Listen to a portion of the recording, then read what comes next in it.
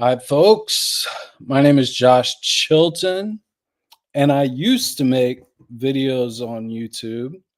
Haven't been able to in the past year. I've had some pretty bad health complications, but I figured now might be as good as time as ever, considering the recent drama in the skeptic community regarding Derek Lambert of Mythvision, Robert Price, and some others I'm less familiar with. In this video, I kind of have two goals. Like, my first goal is to explain to Derek, in the odd chance that he ever watches this, why I personally decided to unsubscribe from his channel. And in part two, I want to do a more comprehensive review of the infamous Pine Creek Robert Price interview to expose the problems with Price and why I don't think it's responsible to platform him. And so, first, a comment to Derek from Mythvision. Um, so I'll just talk to Derek directly. Like, I've been subscribed to Mythvision for several years. Like, I don't remember exactly how many, but I would say like at least 5 years. And I found your channel early on as I was deconstructing my Christianity, that belief system, my upbringing. And one of the things like I most appreciated about you was the openness with which you shared your story of not only your deconversion and how you like changed your mind about something so fundamental to your life and admitted you were once mistaken about like key core beliefs, but you also chose to share your experience recovering from opiate addiction, and that is something we share. Like, I've been clean a little over 8 years now, and I think we have like close to the amount, like same amount of clean time in that regard. And so it was kind of cool to see someone with a past like mine making such innovative and interesting content, interviewing these scholars, and you were drawing a lot of attention. Your channel was growing, and it was a topic I believe to be incredibly important. And it was just cool to see someone who had, gone to the depths of hell in addiction like me and to be doing something cool like that. Roughly 10 days ago, you made your I'm done video where you told a story about how some toxic people, far left wing atheists, were trying to destroy your career because of your decision to renew your public relationship with Dr. Robert M. Price. After watching that video in full and without any further context, really, I decided, like, in that moment, it was time for me to unsubscribe from your channel. I can only speculate that your YouTube channel took a little hit, like a subscriber hit that day, and maybe has since. Based on the comments on that video, it seems like a lot of your audience was expressing something that I hope I can express as I go through this. I don't know. I also realize that it might not matter much to you that I, one subscriber, explain my decision to leave your channel. But I hope that, like, by doing this, it might provide some insight to what some people like me, like the problems we have when it comes to your recent decision regarding how you want to run your channel. If you had simply decided to renew your public relationship with Price and bring it back to your channel, that, like, for me personally, like, that wouldn't have been enough for me to unsubscribe. I would have perhaps thought it's unwise, but generally, like, I'm not gonna cancel a content creator over some professional association they may have. My decision to unsubscribe from your channel had everything to do with your story in that "I'm done" video. You made it seem like the only reason, like, you were deciding to part, like, no, it made it seem like the only reason you decided to part ways with Price a few years ago was because of public pressure. That was the story you were painting in this most recent video. And not because of, and you downplayed, like, the fact that you might have your own problems with Price's rhetoric and ideological uh chaos of a disposition that he has. Like, in your latest video, you frame the entire drama from then to now as one where your primary motivation was centered around your career and ability to provide for your family. And, like, don't get me wrong, like, those are more than legitimate considerations deserving of your attention. But those who were, like, more broad, like, those who were on your side in your original videos explaining your decision to break up with Bob know that that wasn't the story you told back then. Back then, it felt like you were genuinely doing, like, what you felt was right, like, what you thought was the right thing, like, morally, despite your admission that you were not very, like, plugged into politics. You spoke rightly and truly about your moral compass and how Price's views were so radical and so disanalogous with yours that a split was necessary. Your recent decision to bring Price back, like, was just a strikingly different story.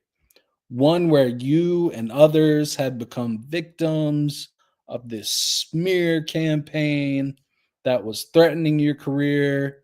You went like, even, like, so far to speak about Price and yourself in these mythical, like, metaphors about Jesus and Paul sacrificing yourselves to the woke mob. And a lot of your viewers noticed this. Like, it was strongly reflected in the feedback you received in your comments. Now, I have no idea, like, I really don't, who these toxic online atheists are who you claim are coming after you, or whether your version of that story is true or theirs. But it's crazy to think, like, I would find myself using a Pine Creek-ism as advice for you. But I would say maybe it's time to try to be a little more dead inside. Learn to let some things go, but don't try to sell yourself or your own audience this revisionist history of how all this went down, because many of us who have been here long enough to know better can see that your story is not quite adding up. And so now, with that being said, I realize all this, like, no one has ever done a proper review of that initial infamous interview that Pine Creek did with Robert Price. Like, I'll go ahead and straight up admit my priors, my biases. I am politically liberal with viewpoints that most Americans would categorize as progressive. However, like in this interview, I will show that Robert Price has a religious devotion to MAGA and Trump. And that materializes in a way that I could never even come close to approaching towards like any Democrat, any politician in general, for that matter. And the interview also exposes his like really obvious racist double standards, lack of curiosity or concern with questioning his own bigoted assumptions, and just that, like, at this point, sadly to say, like, it's time to treat like Robert Price as like our racist old grandpa. And he probably should kind of exit the stage of like public life, you know? That's just my opinion. And so, as we get into it, let's go. We'll go through some of the parts. I can't go through all of the parts of this interview because that would take longer than I am hoping this will take. But we're going to go through most of it, and I'm going to try to fairly assess what is being said here in this interview. And I'm taking up Doug's initial challenge. So his initial challenge was, and I'm trying to zoom in there, but I'm not very good at it. Basically, he says in the top pinned comment, for my left leaning, granola crunching, tree hugging woke viewers, can you please timestamp the spots where Price says a racist thing? And so I'm not going to timestamp it. We're just going to go through it, and I'll tell you the racist things that Bob Price says in this interview. So let's go. Yesterday, someone on Twitter suggested I go through a whole bunch of stuff, and other people sent me stuff, and it's like I'm like inundated with stuff of things you said in the past, and I want to give you an opportunity to explain what you mean, the context, and so forth. And I don't know exactly where to start, but maybe just in general, why do you think some people accuse you of being a racist? Well, I think it's a Saul Alinsky move that he said you need to, I don't know if he put it in these terms, but he basically says you need to co-opt language to trap and marginalize and dismiss your ideological opponents. And so we now hear people say that, for instance, the homophobia charge, that's a great example. Like, I don't have any problem morally with homosexuality. That's not an issue for me. But I do stick up for people who have reasoned arguments against the morality of it, which I have sought to rebut in discussions. Well, they're not convinced, but I don't think in their, like a relative of mine is a retired nurse, and she's a very sharp lady for medical reasons that I'm too stupid to understand. She says she thinks it's wrong and wrong because it's physically destructive ultimately. I'm not competent to evaluate that, but I can't say she's a homophobe. I happen to know she doesn't hold it against the many gay people she knows, but is her theory of being opposed to it, is that homophobia? Okay, so there's a lot to analyze there with that part of the interview. So basically, he's saying, why do people think you're racist? Like, why are you getting charged with this racism? And so he says it's because people are co-opting language to trap and marginalize him, and that's part of a move that people do to your ideological opponents. And so the first thing that it made me think of, it was kind of funny, is Doug's whole feel sorry for ism. Feel sorry and a Canadian accent forism. Like, is that a trap of Doug that he uses? Is he co-opting some language so that he can trap and marginalize his ideological opponents and just like dismiss them? Like, so basically, what Robert Price is saying is they call me a racist so they can dismiss my opinions. Well, is Doug saying we're all feel sorry for ism, woke people? Like, are those the same type things? Like, where's the standard here of what constitutes a good faith allegation versus just a trap to dismiss your ideological opponents?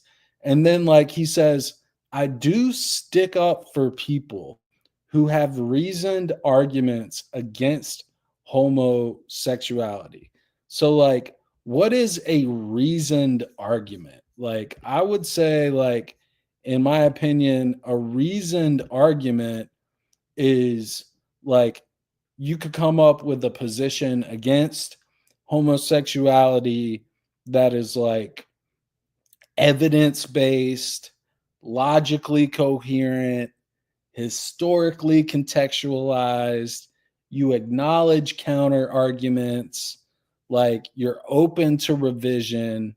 And then he starts talking about a retired nurse relative that he has that has these reasoned arguments centered on the physical damage that it can do to one's body. And so Price is saying he accepts this without judgment. Well, for me, it's like, well, is it a reasoned argument? Like there are other physically risky behaviors that we participate in society and accept in society that we don't like condemn just because there's some risk associated with it.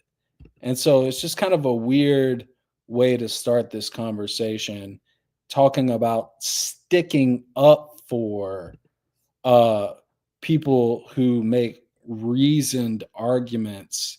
You could make a reasoned argument against a lot of things, but I would like to hear the content of these reasoned arguments, considering what we see from Price later in terms of what he accepts as like a reasoned argument. But yeah, we'll go ahead and get into the next part. Because phobia implies an unreasoning fear, like Bela Lugosi, a black cat.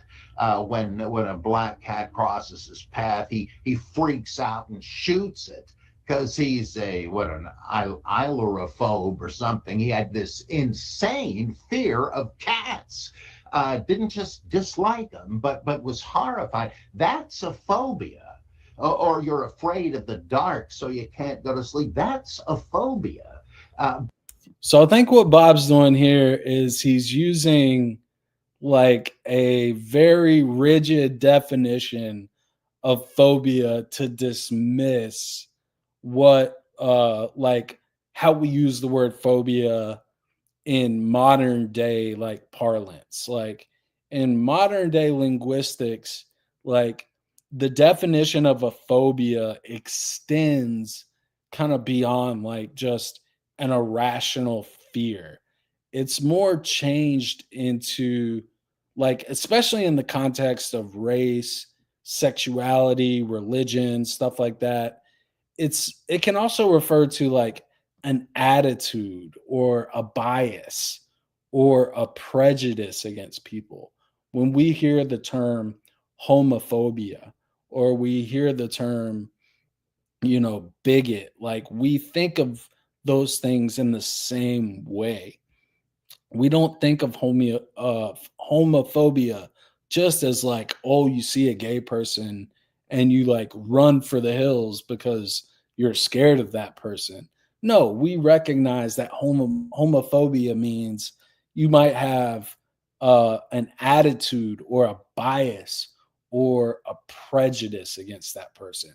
So I think he's just using this rigid definition of homophobia to like kind of get out of addressing the real situation or the real topic at hand here.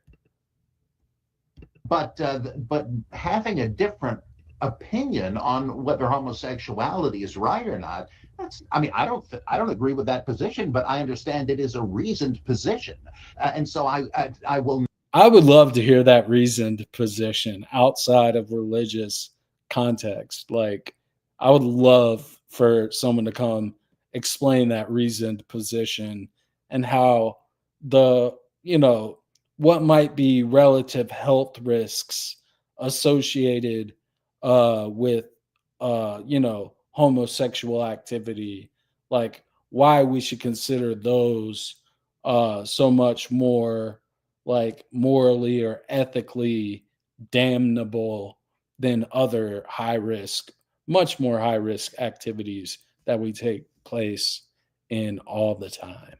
Not call it a phobia, because that's a tactic to get you to say, well, I don't have to listen to them. I know I'm right. Why confuse myself with any other view? And that's what's happened with racism. We now hear, well, this goes way back at least to Daniel Moynihan and a big thing he did on crime in the black community and so forth, where he said it really seems there's a big correlation between lacking a father in the home and kids growing up without a moral compass, and that's why you've got these murder rates and gang violence. People said, oh, you're a racist. Why? For what? What did he do? Yeah, in fact, can I call you Bob? Is that right? Or do you want? No, please do, okay, yeah. so Bob, even just like within an hour ago, someone made the exact same comment to me on Twitter about this, that you, I wish, maybe I have it here, but that you made some comment about fatherless black homes or something like that. And that's the fact. There's no debating that, except for people that just don't like the idea. You can't point out a problem in as a first step to trying to clarify and solve it. If you say there's a problem, you're a bigot. That, you see what I mean? That They have stretched out racism and bigotry to the. It's not racist to say that there may be is maybe a problem or a correlation between the lack of black fathers in homes and there being dysfunction in terms of social or criminal behavior for black teens and stuff like that. But like, I think it's really important to talk about these topics in historical context. And I think that's what is lacking with Price when it comes to this conversation. Like, Daniel Moynihan wrote, I think it was called like The Negro Family, A Case for National Action. Like, he wrote that in 1965. Like, and ever since he wrote that, like, every conservative, every right-wing think tank has used that as a weapon against black people, as a way to say, well, if black people just took personal responsibility, then all these racial inequalities would become much better, and they would just disappear. But like, if we just think for like just a moment about the state of racial relations or racial discrimination in 1965, it would make total sense that there would be less stability, less family cohesion in black families as compared to whites. Like, this was long before Reagan's whole welfare queen like thing that happened in the 80s. This was 1965. Like, the Civil Rights Act passed in 1964. The Voting Rights Act passed in 1965. And a lot of people argue that like Moynihan's whole like concept and what he was talking about when it came to black families in that, like, what it became known as the Moynihan report, was it was like it pathologized black families as like inherently dysfunctional, and it was overgeneralized, and it failed to look at anything like else that like might be causing this lack of fatherhood. Like, it was devoid of any historical context.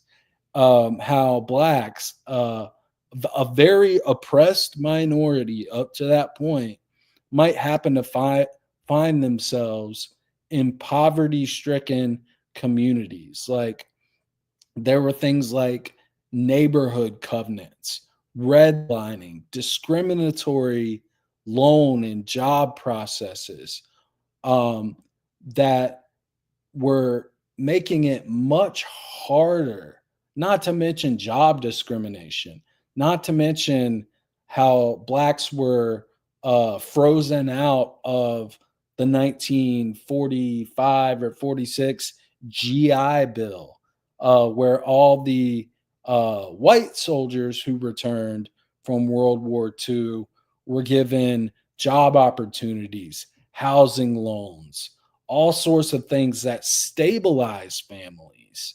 And most blacks were frozen out of getting any of that.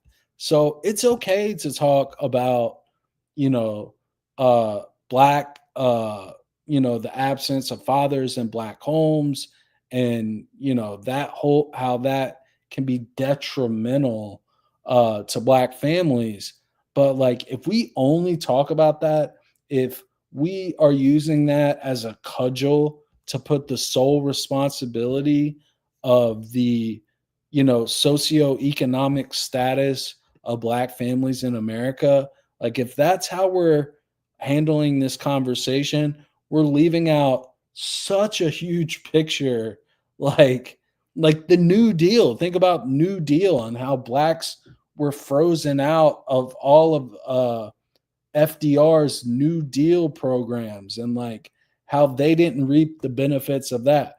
There were things happening generationally up to that point in 1965 that had way more destabilizing effects on black families than anything uh, of some weird, like, inherent dysfunction that was almost just like a deterministic racial essentialization concept of why this was happening.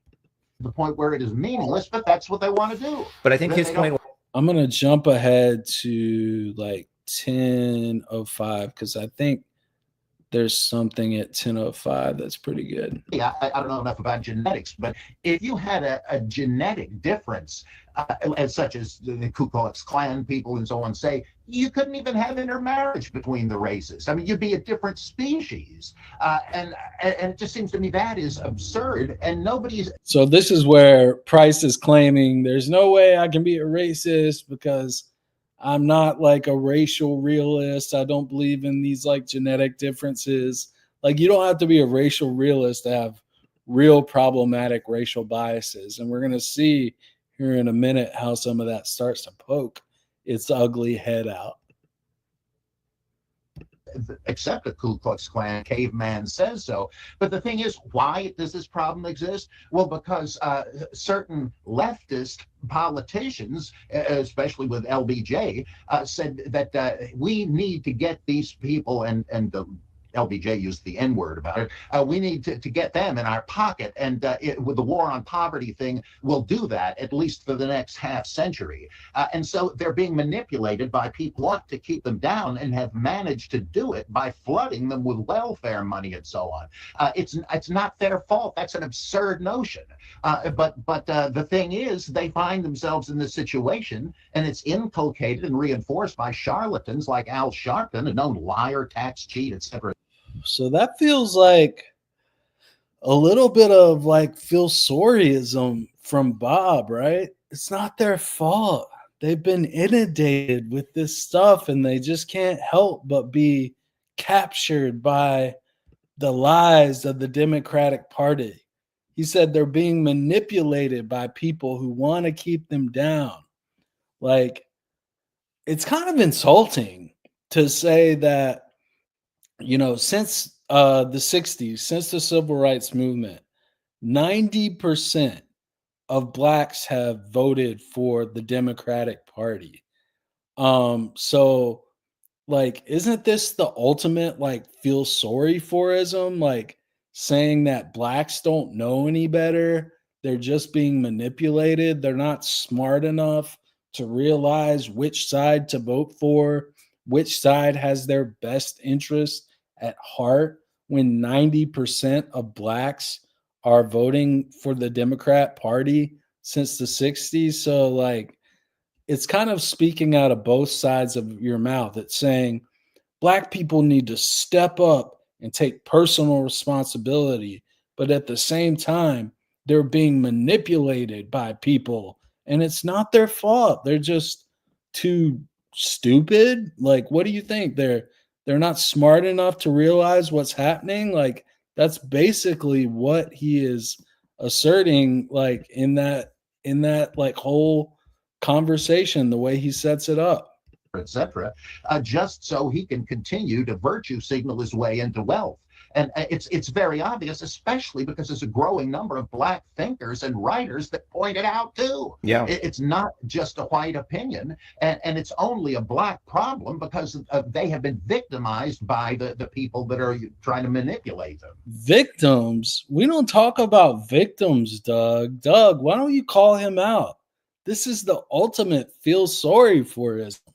This is blacks have been manipulated. It's not their fault. This is feel sorry forism. But Doug's just nodding along because it goes along with Doug's prejudices, Doug's preconceived notions. Yeah. Let me, I don't know if you can see this, but you'll probably remember it. I think it's regarding Trayvon Martin. Mm-hmm. You probably can't see this, but do you recognize? Yeah, I know what it is. Yeah. Okay. So you wrote, so the title here is Michael Brown's parents go to an odd place to speak out against the Ferguson police. And then you wrote, what she should be mourning about is that her son was a worthless thug, another Trayvon martyr. So what did you mean by that statement? Well, exactly what I said. This guy was no damn good. He tried to wrestle away the policeman's gun and shoot him with it. There was no hands up, don't shoot thing. That was shown later to be a lie. And this whole thing was based on this thug who was robbing a store, shoplifting, and then refused to cooperate with the police and then tried to shoot the policeman. He's just a worthless thug. He happened to be black, but that's not really the relevant thing. So he's going to get into why using the word thug doesn't have racial implications. But I just want you to take a second.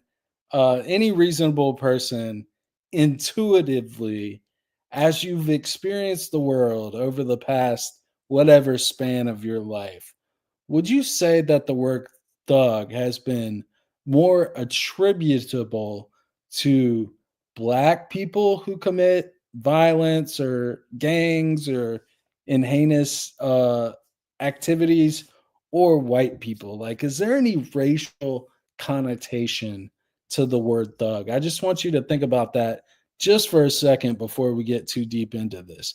But I want to get a little bit into the specifics of the Michael Brown case. First of all, Michael Brown was 18 years old. Like, and to dismiss someone as no good, unredeemable at 18 years old, just for me personally, is a bit much. But we'll, the specifics of the case. The police said that Brown was going for the officer's gun. Some witnesses who were nearby said that Brown was surrendering.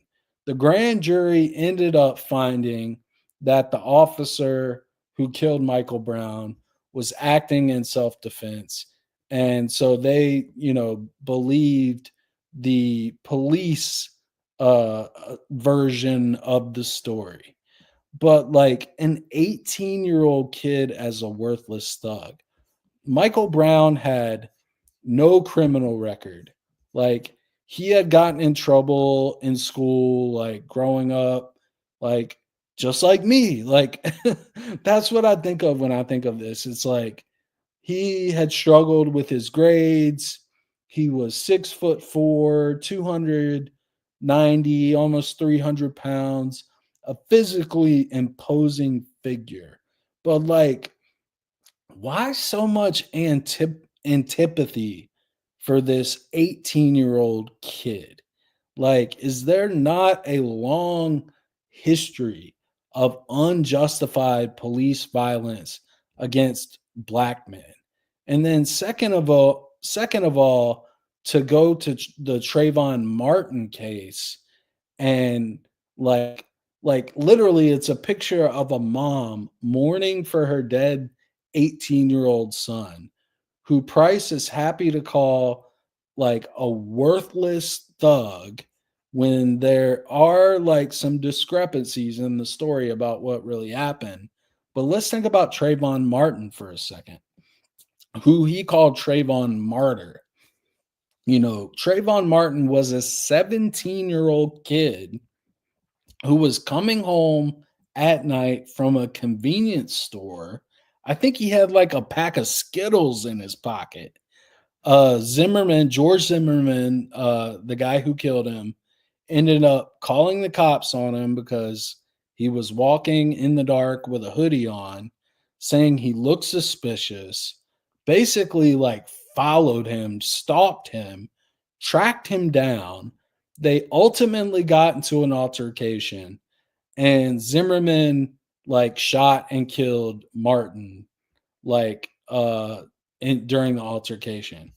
But like, you know, it's just as I get a little bit older, I'm not that old, but when I'm thinking of 17, 18-year-old kids, especially in the Trayvon Martin case, like I know Zimmerman was found not guilty, but like, is it not reasonable to suspect that there might be some racial animus in a person who is quick to mock the mother of this dead Michael Brown kid and called the other 17-year-old kid Trayvon Martin Trayvon Martyr just because the community surrounding them were upset about the circumstances in which they're killed.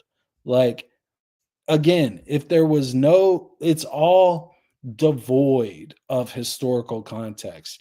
If there was no history of disproportionate racist treatment against black men in America and these communities uprose at these deaths, I could see it. But like, these are 17, 18-year-old kids who, me personally, like, I put myself in risky positions when it came to police officers during those same ages.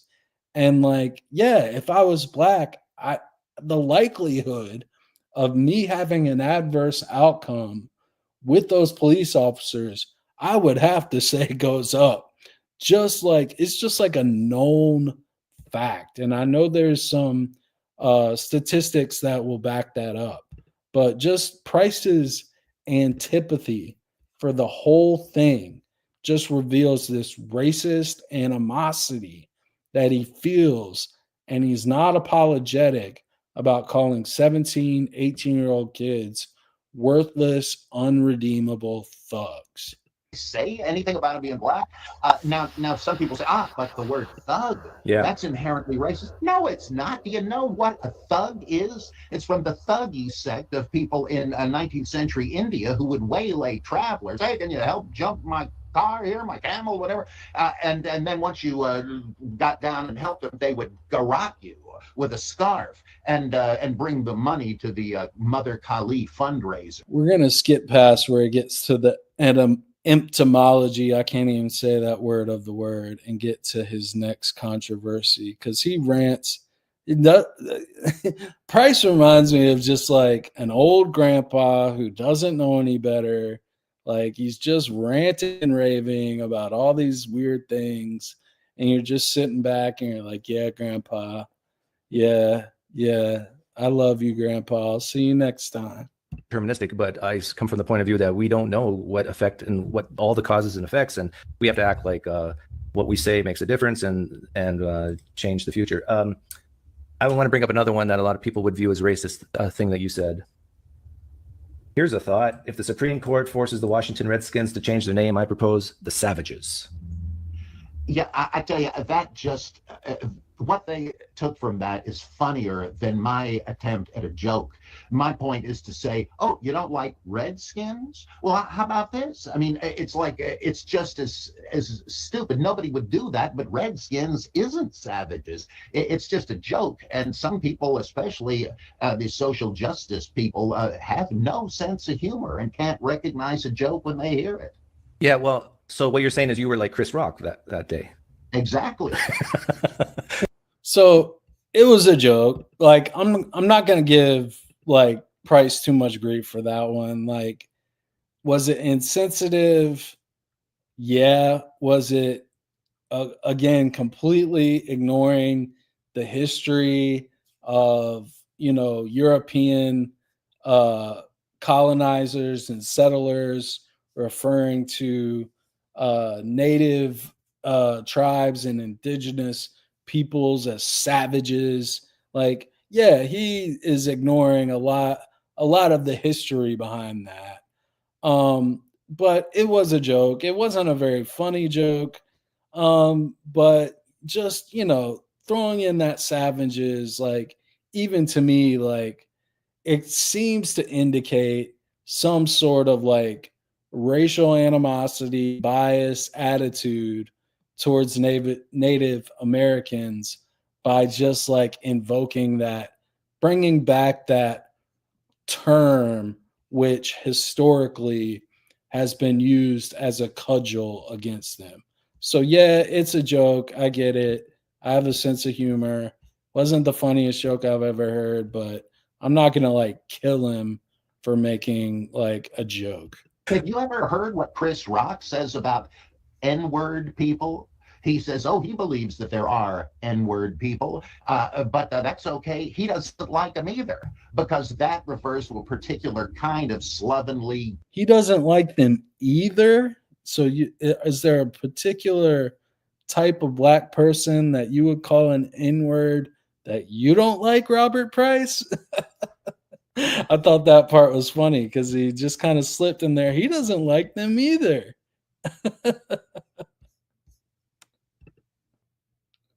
Gang, drug kind of thing that he despises. He transcends it. Are they going to dare to call him a racist? Lucky him, no, because that would mean we'd have to admit that a fellow African American did something wrong, and we know by definition that is impossible. Well, yeah, they define racism differently. That seems like radical, like hyperbole. Like black people can be racist too. Like, what an amazing insight by Price. Like, yeah, there are black people that can be racist, but what he and like Doug continue to ignore is like the just the power dynamics. Like, that's what Doug's about to go into. Is there's a difference between, on the left, some of us distinguish between systemic racism and personal bigotry.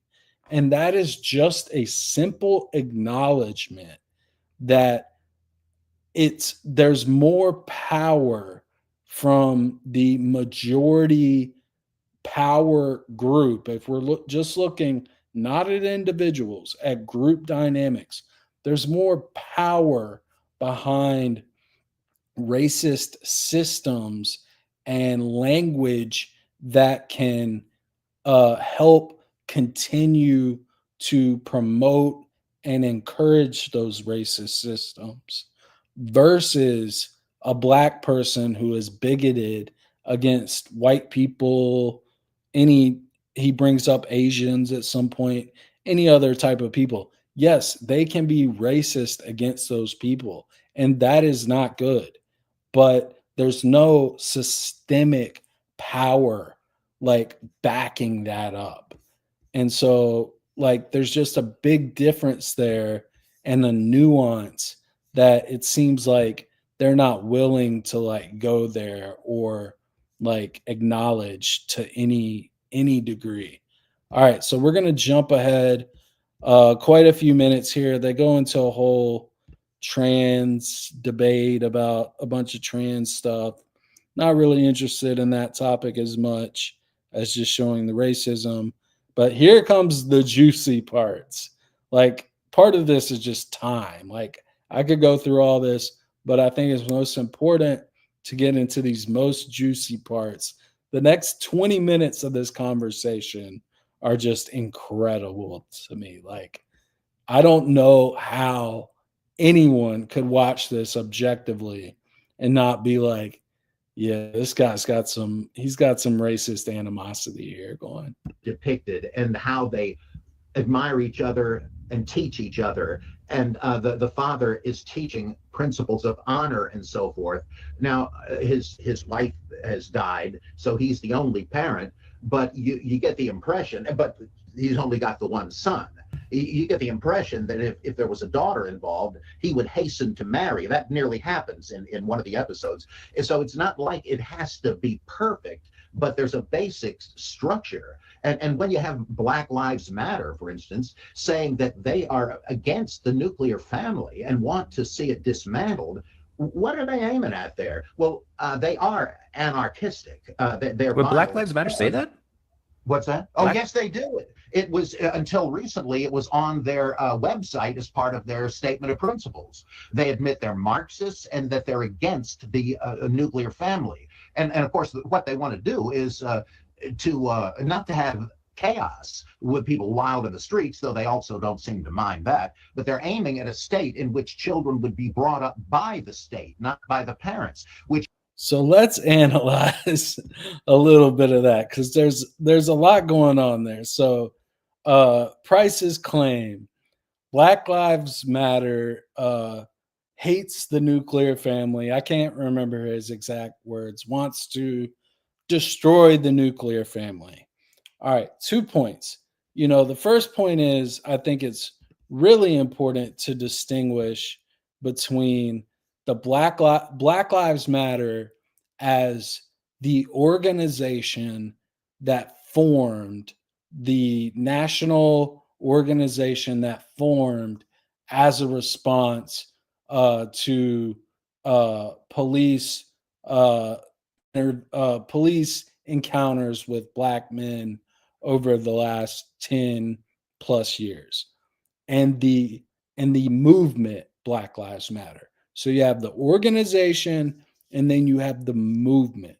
So first, it's important that we distinguish between those two things, because the organization, there was a lot of bad things that happened apparently within the organization with how they were spending the money and they were buying big houses and, all this other stuff. But within the movement, like, I lived in St. Paul, Minneapolis area when George Floyd was killed. And I went out there and protested with the Black Lives Matter, mainly Black Lives Matter infused movement of people that included me. It included Black activists. It included white liberals. It included radicals on the left. It included progressives.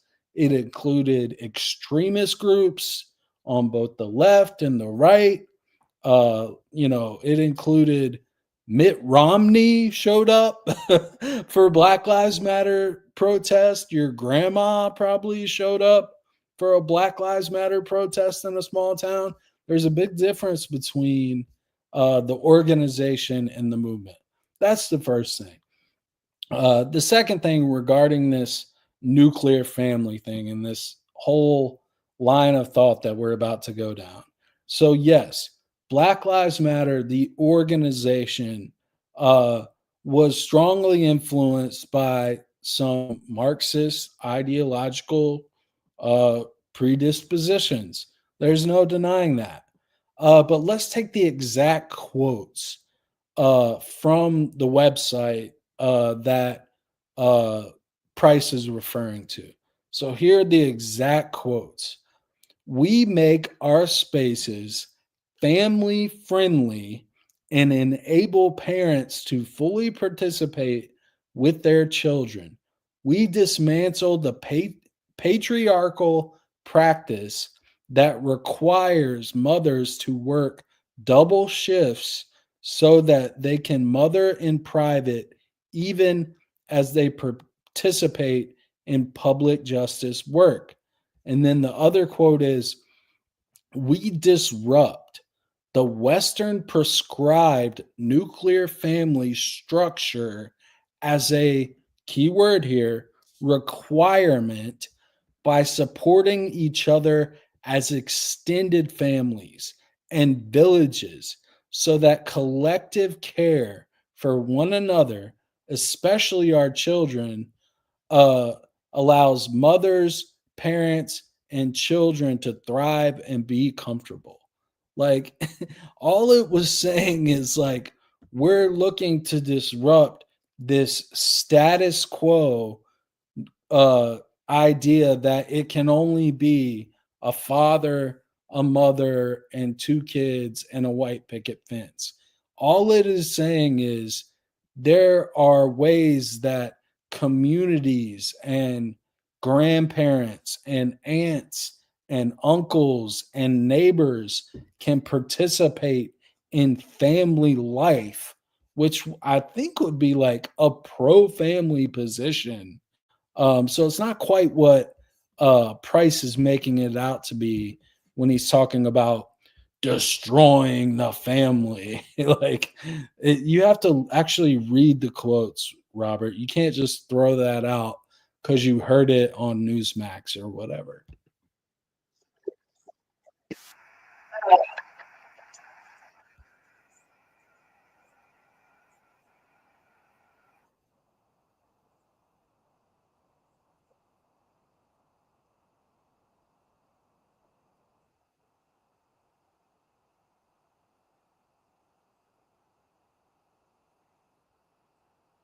So Stalinism. so disrupting the idea that there can only be a mother, father, and two kids in a white picket fence, and that we should embrace more community, more extended family, and raise children up together collectively, is Stalinism. But he said that, like, bringing, he said, what did he say? Bringing up a kid in a religion is not child abuse. I agree, it's not child abuse, but it is indoctrination. Like, you can use indoctrination as a pejorative term or not, but you are indoctrinating your kids into a certain belief system. Like, and I wouldn't say that's any much like worse or better than indoctrinating your family into the belief that doing what's best for kids is something your neighbors, your extended family, and the whole community can participate in doing, right? Like, it's crazy. Alinskyite. She writes this book. It takes a village. It's like a kibbutz kind of a thing, I guess. But I think she probably should have called it. It takes a gulag, because it's the anti-family thing is pro-state ownership of children. You see that. Again, he's totally off here. Like, Hillary Clinton, the communist, Hillary Clinton, the Stalinist. Hillary Clinton is the most milquetoast, staunch, corporatist, neoliberal you'll like ever find. Like, and I even looked like through her book a little bit just to like see what she was arguing for. And like what she argued for was, again, community effort to take responsibility for children, that it's not just on parents, that sometimes parents fail, and the community should all come together to take responsibility for raising good children. It seems like you would want that in the society. The other one, the most liberal Democrat talking point in the history of the world. How is this Stalinism? Every kid deserves a quality education. She talks about challenges facing families like poverty, income inequality, work life balance, how we need like more parental leave when you have children, affordable childcare, affordable health care.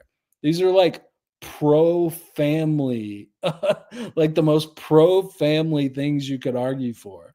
And even her most radical part of the book is like women empowerment. It's like women should embrace their role as mothers and providers, like, and just like realize that like you don't have to like be bound to being barefoot and pregnant in the house.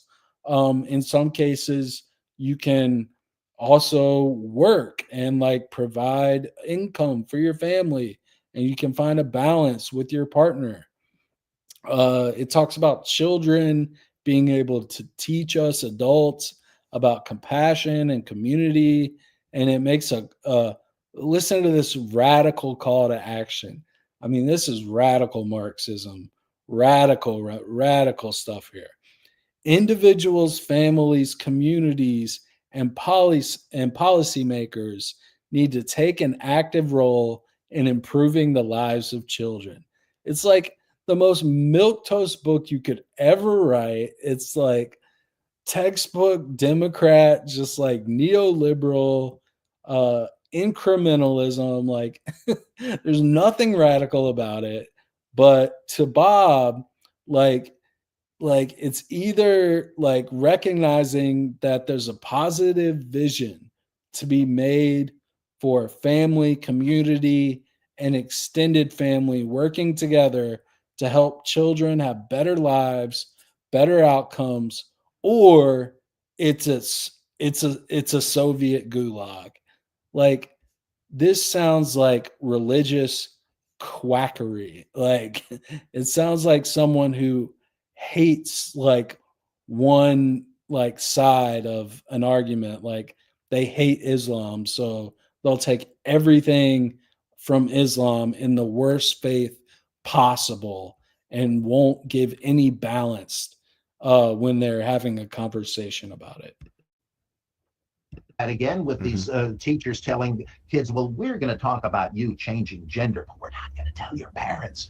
Why do they think they have the right to do that? Because they think the state owns the children, not the parents. Well, you know what? Maybe they're right that the state does own the parents because the state's paying for the kids. You get like, I've been a big person to say you shouldn't have kids unless you can afford them.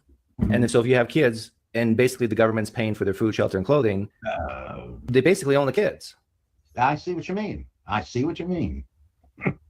Simpatico, right, Doug? You and Robert Price, you're just right there together. Simpatico. Speaking of, I think you brought up Black Lives Matter. Here's another one that someone sent me, or I copied and pasted from somewhere. This article, Black Lives Matter. Mm-hmm. You wrote this, June 3rd? Oh, yes, and I would swear by every word of it. I just reread it last night. Okay, give us the synopsis of what this is about and what the point you're trying to make. Well, mainly most of what we've been talking about, that the minstrel show, the poster there reflects a scene from Gone with the Wind, where the war between the states is over, and the carpetbaggers come from the north and are busy recruiting freed slaves as a voting bloc. And they say, we're your friends, and you're going to vote like your friends vote.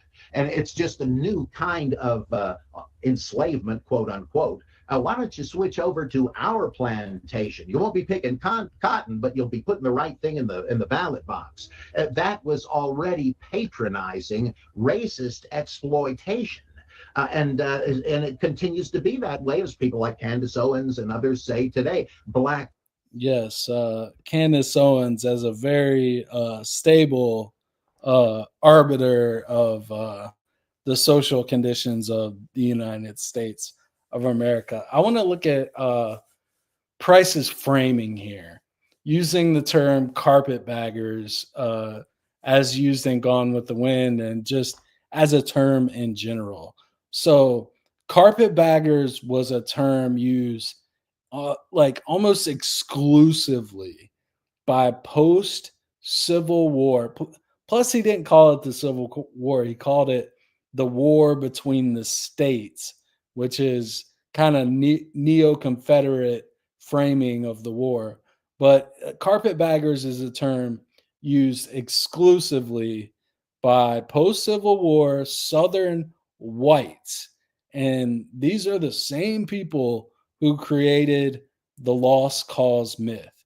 And basically, what they said a carpetbagger was is someone who came from the North, a white person who came from the North and went to the South and in many cases, they actually did economically exploit the devastated areas of the South after the war, but also like tried to get uh, black people to vote Republican so that like they could have like voting rights.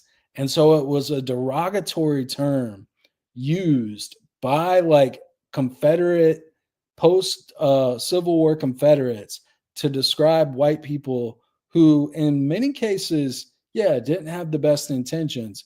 But there is like some historical evidence, and I'm not a historian, but there is some historical evidence that like some of these people actually cared about like getting more rights for like black people. It's like the same as the term scallywag. Like scallywag was a term used by post Civil War Confederates to describe like a race traitor. But what's missing from all of this is that there is like no acknowledgement of the strident, malicious, calculated effort to prevent blacks from voting and gaining economic status in the Reconstruction South after the Civil War. There were, I mean, the list could go on and on. Poll taxes, grandfather clauses, which meant like you're literally only eligible to vote if your grandfather was eligible to vote, and which would obviously have been like pre-Civil War. So that was a way to freeze out blacks from being able to vote after the Civil War. Literacy test, like these were people who had just been slaves, where it was literally punishable, sometimes by death, if you even tried to learn to read. But then they gave literacy tests, which, if you did not pass, you could not vote. And they were administered in all sorts of racist ways, making the test harder and more linguistically challenging for blacks by using white vernacular. There was straight up like intimidation and violence at like voting registration sites and voting places throughout the South. That was like the first iteration of the KKK, was basically to prevent like blacks from being able to participate in civil society. There were white only primaries where, yeah, the black population was allowed to vote in the general election, but they couldn't vote in the primary. Well, guess who might make it through in the primary? Like a Democrat, which at that time was like probably a neo Confederate who was totally against blacks having like any rights. So that's what we're talking about here when we're talking about carpetbaggers in this whole era and his delusion that it was only about convincing blacks to leave the South or leave the Democratic Party so that Democrats could take control of them. Yeah, there were a lot of people with bad intentions, but there is no like historical understanding or context for any of this. Need to get off the Democrat plantation. Yeah. Okay. Well, we've Doug loved that one, huh? covered a lot of that sort of thing. Let's move more to politics. Well, this is sort of politics too, but more about things like Republican Party and Trump. Are you a Trump supporter, or were you? Yeah, big time. Is there anything you don't like about Trump? Well, he plays golf, which I hate. But what's not to like, especially if you have a cynical, smart-ass sense of humor? Well, what about him grabbing women by the, we don't even know if that's true. One woman said that she was on a plane with Trump started groping and grabbing her as if an octopus was entangling her. I don't believe that. Could that have gone on for seconds before Trump would have been grabbed? It's ridiculous. And in fact, other women that have come forward with these stories have eventually been, like with others too, like the thing with Judge Kavanaugh. A lot of these accusations are later recanted or exposed. You can't ever really know. Now, he was sexually more frisky than I would advise people to be. There's no doubt of that. But if he had, suppose he had sex with Stormy Daniels, was that her name? Like Greg Gutfeld said, would that really surprise you, given the kind of guy Trump is? He's not a moral paragon in some ways, but that's not, you're not voting for, like Huckabee said, I think, was he, about Mitt Romney when he was the Republican nominee. He says, yeah, he's a Mormon. I don't agree with Mormonism. Okay, but fellow evangelicals, remember, you're not voting for a Sunday school teacher. And that's the way it seems here, because what he does pursue that is righteous and helpful is the America First policy. Which, despite the carping of these propagandists, never meant to hell with everybody else. He made it clear that. So you could tell Price has a certain news diet that he sticks to pretty close. Just a couple quick facts. I'm not going to pile on. You guys already know this. At least 25 women have accused Donald Trump of inappropriate sexual behavior, ranging from rape, groping, kissing without consent, looking under skirts.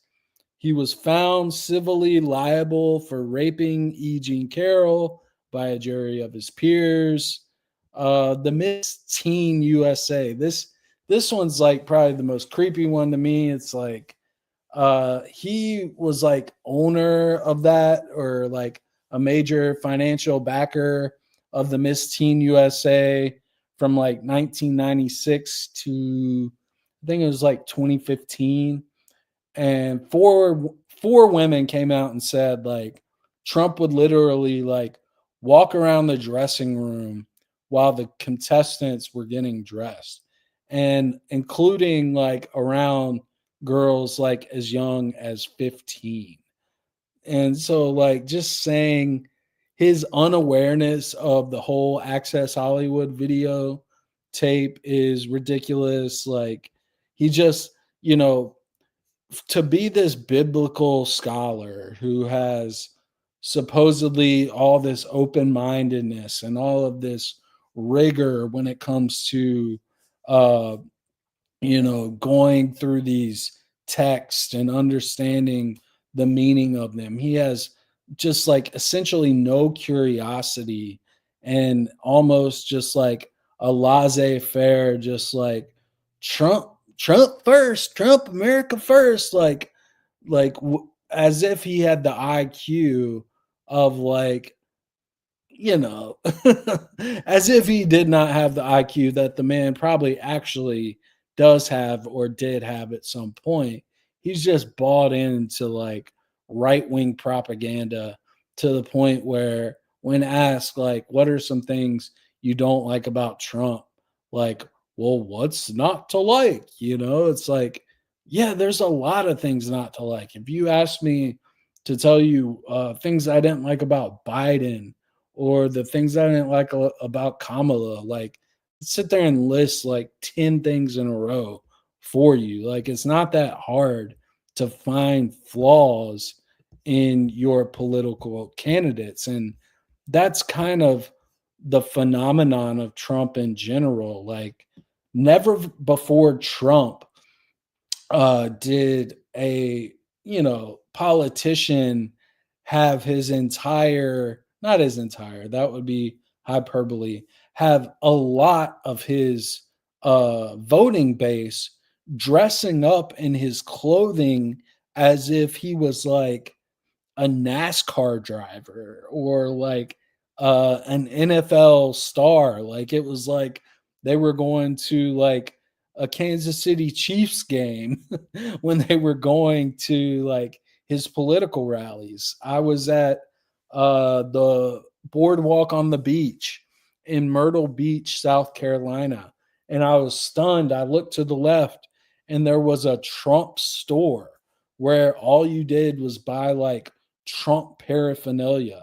Like, I would be ashamed of myself if I ever like deck myself out in like the apparel of a political candidate. Like, I don't really care that much. Like, I'm voting for a set of policies, but there's this odd cult of personality when it comes to Trump, uh, where people start to act in these irrational ways.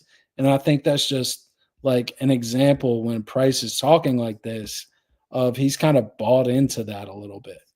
All right, so we're going to get to the final little part here. I appreciate everyone who has stuck around with me up to this point. I've saved the best for last, which means I've saved the worst for last. But this is the part where it just becomes radically obvious and clear that anyone with any sense of fairness can obviously see a double standard and a racist double standard at that. Usually it's responses about Trump hurting their feelings or making them mad.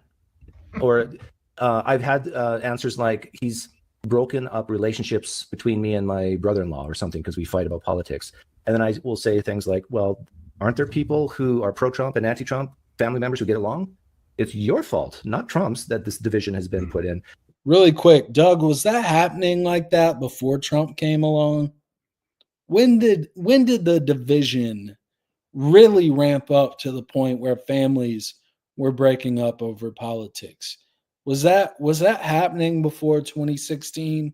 Yeah, I'm sure it happened to some degree, but did it ever happen at a rate like this? What's the new thing that's been introduced into the equation? And so they want to take personal responsibility and put it on Trump rather than themselves. Yeah, amazing. Yeah. Such children. Capitol riot. Oh, that was a false flag operation. Those people that were told to go there were told by a guy who's an operative of the FBI, as he was being denounced for that by the crowd at the time. Don't listen to this guy. But he's the one that's, oh yeah, we got to break in and so on. We just like the phony plot to kidnap Gretchen Whitmer. It's been disclosed that in both cases, a number of the plotters were FBI assets. They were trying to create something that they could then overblow. And they shouldn't have done that, but it wasn't much of a big deal. They opened the doors of the place to let him in. They lied about a guy getting his brains beat out with a fire extinguisher. Later, it turned out it didn't happen. The only person that died was a Trump supporter who was shot in the back by a Capitol policeman. Unprovoked. This whole idea, though, this is worse. Shot in the back by a policeman unprovoked. I would encourage Bob to go back and watch that video. That was the last line of defense between the mob that had broken into the Capitol with zip ties and was ready and had a noose hanging outside. That was the last line of defense between that mob and the actual congressional members. And there was a gun pointed at them saying, do not cross through here, do not break this window, do not pass this barrier, gun pointed at you. And she did it anyway. So I have sadness and sorrow for the family of Ashley Babbitt. I have sadness and sorrow for Ashley Babbitt for what happened to her and the fact that she got so into this cult that she was willing to give her life for that. But she did not have her back turned. He just doesn't have the facts. And he's downplaying the January 6th. And we're going to see real quickly how does he treat a riot like January 6th versus some of the riots and violence that took place with Black Lives Matter? I think that's the clearest indication of what we're talking about here because, you know, I've been to enough Black Lives Matters rallies to know that, yeah, it's a predominantly Black crowd. It's predominantly people of color who are participating.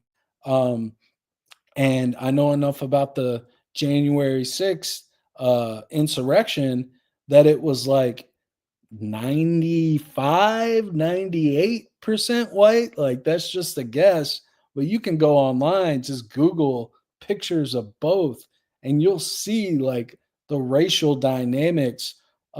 It's very binary.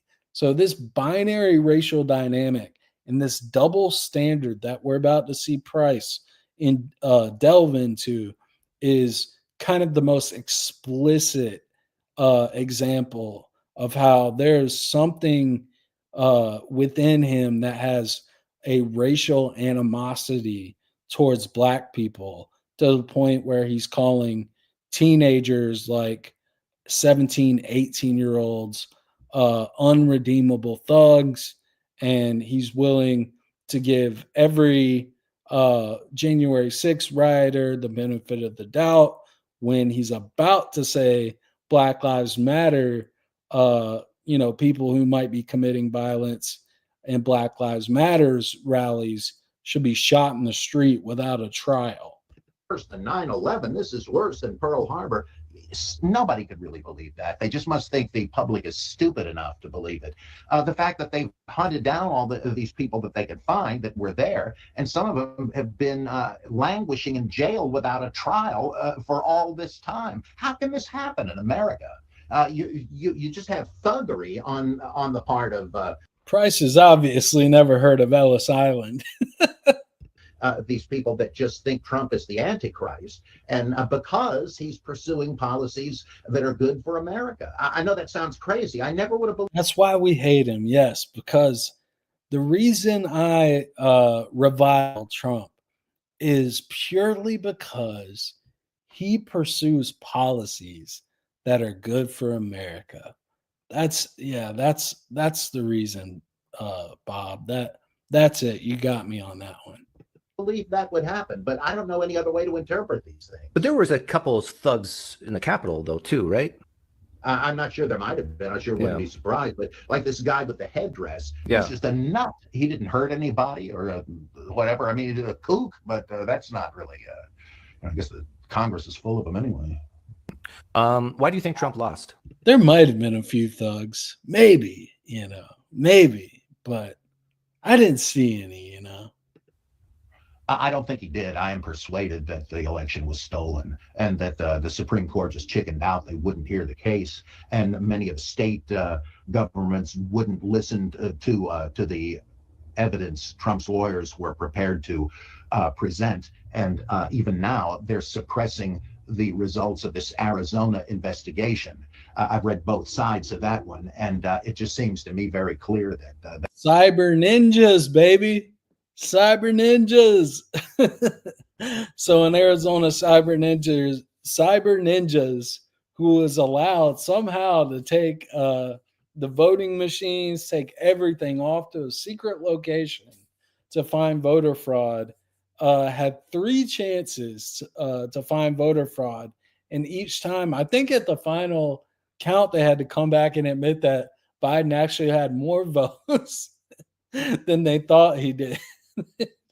And then with the whole I shouldn't even, I'm not even going to spend time uh, countering the fact that the 2020 election was stolen, because it obviously wasn't.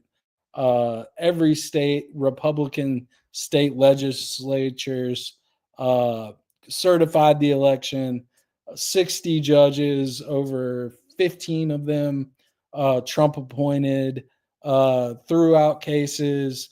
The 6-3 supermajority Supreme Court throughout all of the cases. When Rudy Giuliani was presented, when he actually got to court and was asked to present evidence of election fraud, he had to say he wasn't alleging election fraud because he didn't have any evidence of it. But I digress. They don't want the trouble, I guess. Maybe that's the best reading. That like when Nixon lost to Kennedy, he said he won, but he didn't want to put the country through the rigmarole that would follow if he challenged it. So that's one decent thing Creeky did. But how would you come to the conclusion? Like you said, you think it was rigged or something. How would you come to that conclusion without actually seeing the evidence if it's suppressed? Well, some of it I have. There is video footage of people stuffing ballot boxes. There's eyewitness testimony, supervisors of the vote counters that say that they saw one of the counters with his computer connected to the internet, which was supposed to be impossible because that would allow for shenanigans.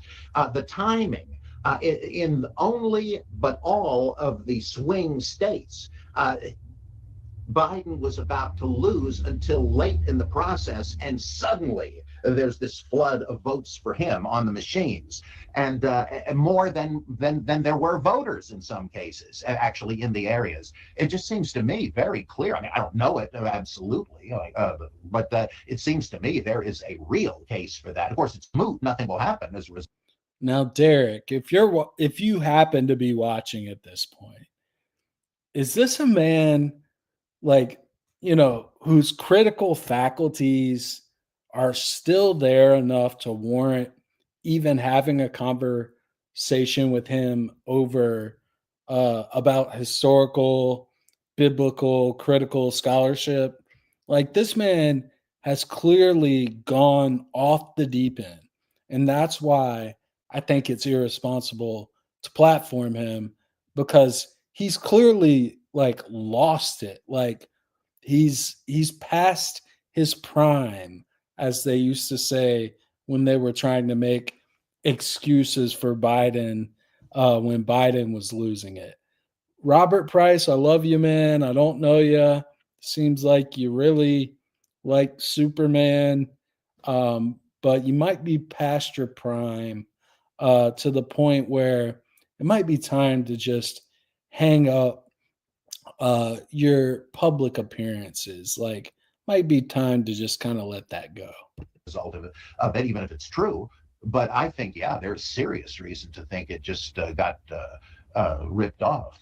Yeah, like for me, the biggest evidence that if I don't believe there's always going to be fraud, but the question is like to what extent. But to me, the biggest argument that Trump might have won is it was a 4 Sigma event, bigger than a 3 Sigma event. Like, I don't think any time in history has a sitting president got more votes the second time than the first time and still lost. Right. And so that is a statistical amazement. But then one could argue that this was because of COVID, this was a very unique situation where you had mail-in ballots. And so people could mail in, and that's why Biden surged in the late hours, because they were starting to open up the mail-ins. Have you heard that? Not in that form, but I have heard that some of the shenanigans performed with the mail-in votes, having them changed by the counters, just like old Bob Dole said in the Bush Gore thing. He said, they're not counting votes in there, they're casting votes in there. And I kind of think that there's reason to believe that. Also, the voting of the living dead, the ballots that suddenly turn up in odd places, the ease with which these ballot receptacles out here and there, like almost like mailboxes could be stuffed with things. It just seems to me they made it sloppy using COVID as an excuse, which they'll try to do again this next. Has this man got the critical faculties left? God, I should not be laughing.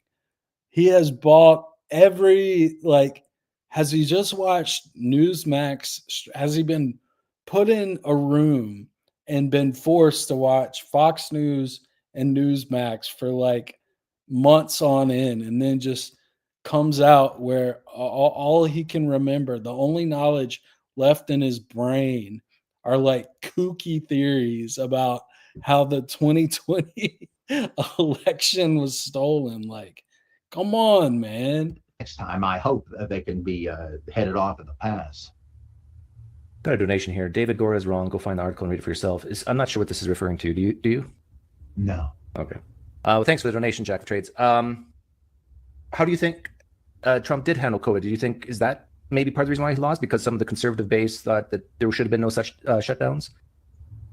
I don't know. I've not heard that suggested, though that doesn't mean anything. I mean, not have happened to hear it, but I kind of doubt that because of the warp speed thing. The fact that he got 3 vaccines created in record time, that ain't bad.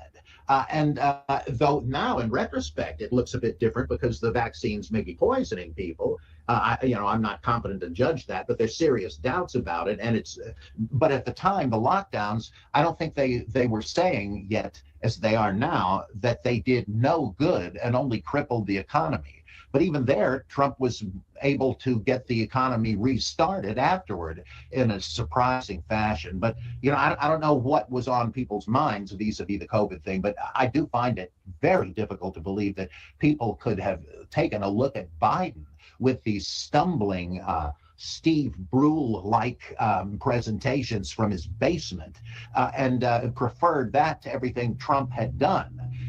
It just seems to me if this is just well, crazy. yeah, a lot of Democrats, I think, regret voting for Biden. This Democrat does not regret voting for Biden. I want to make this very clear.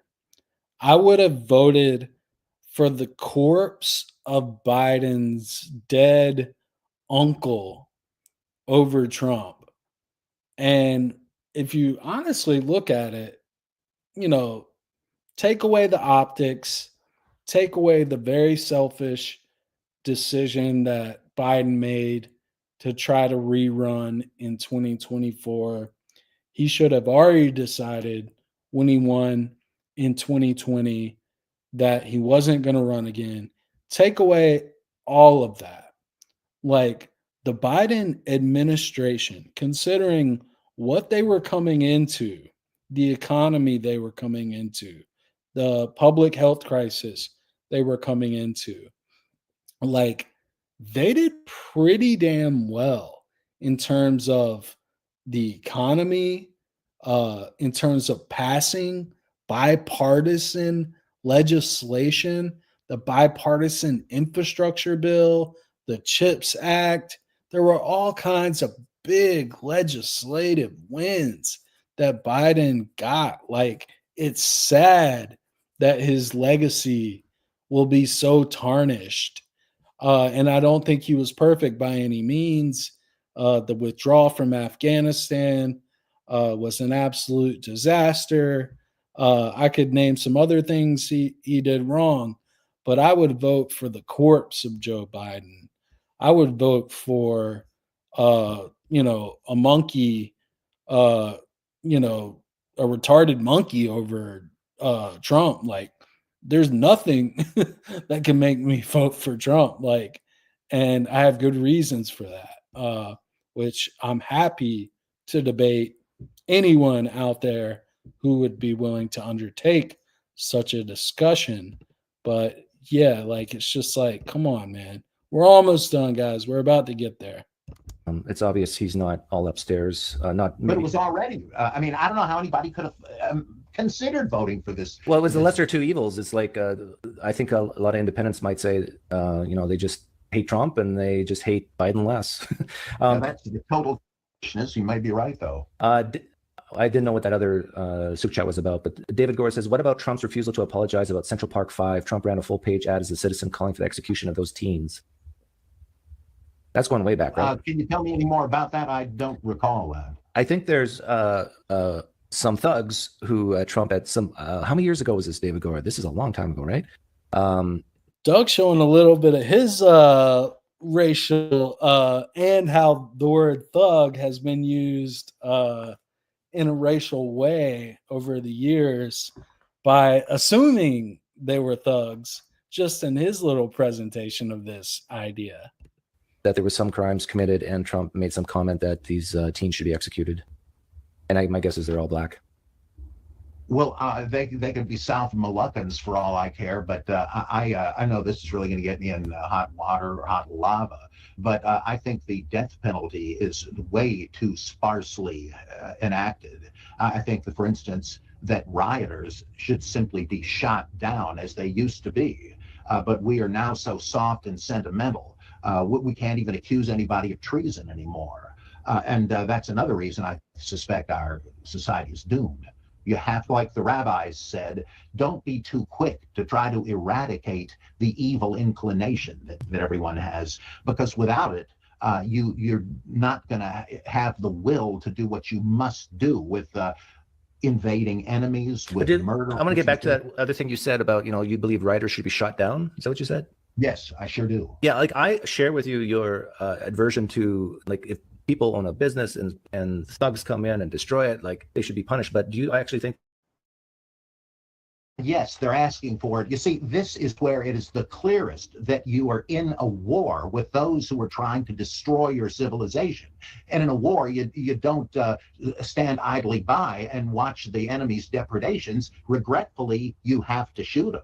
And that is what's happening here. We're in a war situation, and these people are the enemies of civilization. Now, we can go down with the ship, congratulating ourselves on how compassionate we are, but that's where we're going, down with it. I know this will never happen. It's just armchair theorizing. My opinions will mean. But then, aren't we just as bad? Aren't we just as bad as, like, the radical Muslims who just want to, cut the hands off thieves and chop heads off people who commit crimes? Like, maybe this is just my Mennonite background coming through, but I'd get a big helicopter and just throw down a big net and just net them up and then put them in jail cells until they cool off. I want to clap. Let's give Doug from Pine Creek a clap for pushing back at the 1 hour and 5 minute mark of a 1 hour and 11 minute interview, for finally pushing back once Price finally admits that he wants to shoot down Black Lives Matter protesters in the streets. Off. Fine them or jail. You know what would happen? They'll all be let go without bail and all this stuff. It seems to me that is just, that there's a Star Trek episode. I love the poster that said everything I ever needed to learn, I learned from Star Trek. There's one where Captain Kirk is split during the transporter beam, and he becomes a sort of Jekyll and Hyde. The bad Kirk, who is a little more than a savage, and the good Kirk, who is a wimp. And they're suddenly on the eve of war with the Klingons, and the weak Kirk is nonetheless has the intelligence to pilot the ship and command the ship, and but he's indecisive. What should we do, Mr. Spock? Captain, your time's running out, and he's like Jimmy Carter suddenly. And the thing is that's where we are headed, a kind of dithering. Like morality has gone decadent in the wrong direction. Now we are super moral in a way that will destroy us. We'll just say, well, maybe we can slap them on the wrist and they won't. But aren't I don't know. Like, I think a lot of these writers, who I strongly disagree with, I don't think any rioting should be happening. But a lot of these are kids. I don't care. Who are just stupid. They're bad. I mean, look what they've become. Do you really think you're going to be able to rehabilitate them? And it doesn't matter. They're on the battlefield fighting for the wrong side. We didn't ask them to go out there. But I'm sure there's adults today, some of them might be listening right now, who look back when they were 18 and saying, I did a lot of stupid things. But now they're great contributors to society. It's a different scenario. I doubt if they were all rioters and arsonists. And if they were, they're just lucky they survived it by the skin of their teeth. But you can't approach that like, should I shoot that Nazi? Misguided. If he survives this, maybe he'll become a rocket scientist or something. You can't do that. You can't know that. They have put themselves in a deadly position. And you can't just be a wimp and let them out of it, because your civilization is at stake. Things will get much worse, and it'll be thanks to us limp-wristed, bleeding hearts. But how do you? Yeah, I understand what you're saying, but I do empathize with you, because I really hate it when people work their lives for something and then. What do you need to ask them?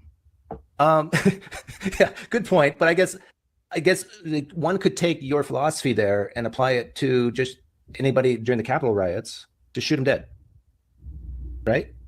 Well, they weren't violent. I mean, some of the instigators, who weren't even Trump supporters, did some property damage. But the only person that got killed was a Trump supporter by a Capitol policeman. They just made the rest. All right, I think we've had enough of Bob here. I'm gonna see if I can just pull up a few images that might, elicit some response here. So there weren't any violent people at the Capitol riots, is the claim of Mr. Price here, and that Black Lives Matter should be shot down in the streets. They're unredeemable, even if they're teenagers. I mean, this is the point where I think we can just firmly establish that there is a racist double standard taking place here. He's talking about unredeemable 17, 18-year-olds whose mere participation in acts of civil disobedience, which can include destroying property. Like, I don't agree with destroying property. I don't believe in arsonery. I also know there were a lot of right-wing extremists, including in Minneapolis, who were charged with instigating a lot of the breaking in of property and destruction of property that led to a lot of what happened, especially in Minneapolis. But I just want Derek. I want to end this by coming back and talking to Derek, because I think Price's double standard speaks for itself. I don't need to explain to most people why it's wrong to say that we should shoot down Black Lives Matter, even rioters in the street without a trial instead of arresting them. I think anyone who commits acts of violence, acts of property destruction, deserves to be arrested and get a trial. And that includes those at the January 6th Capitol riot. But the double standard of saying, oh, well, there might have been some thugs at the Capitol riots, but I didn't see any violence there, versus, Black Lives Matter is anarchy Nazis who deserve to be killed in the street. I don't need to really explain that to most people. But I want to talk to Derek about this. Like, these unredeemable teenagers. Like, that's the part that gets me the most. The 17, 18-year-old kids. Like, Derek, were you and I unredeemable as kids? Like, when I was 17 years old, like, I was doing a lot of drugs. Like, as I got older, I was doing more and more hard drugs. I've sold a lot of drugs, hard drugs. I robbed people. I stole from people. I used violence or the threat of violence to get what I wanted. I stole from my family and closest friends. I stole their peace of mind and solitude while I was lying to them repeatedly about what I was doing. For all intents and purposes, at that age, I was an anarchist, drug addict with sociopathic behavior patterns. Was I unredeemable? Would Bob say I was unredeemable at that point? Well, if I was black, he probably would, right? If I was white, he would say there was some, FBI agent who provoked me into it, or it was a false flag or something, right? 20 years later, I'm applying to law school to bring more justice to the world. I'm a useful and law abiding member of society.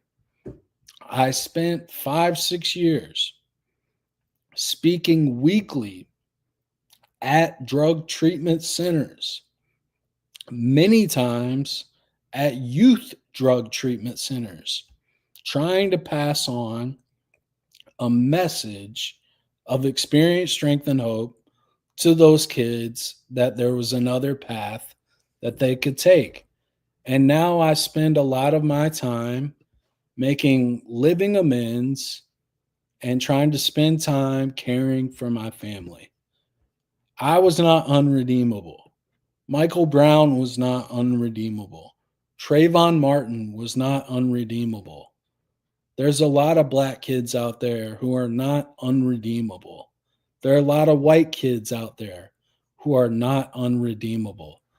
But this racist double standard that he showed at the end, in the context of everything else we just watched, showed that Robert Price has either just kind of lost his ability to think rationally, to make what he called at the beginning reasoned arguments, or he just has animosity, racial animosity towards black people in an uneven way that he does not have towards white people.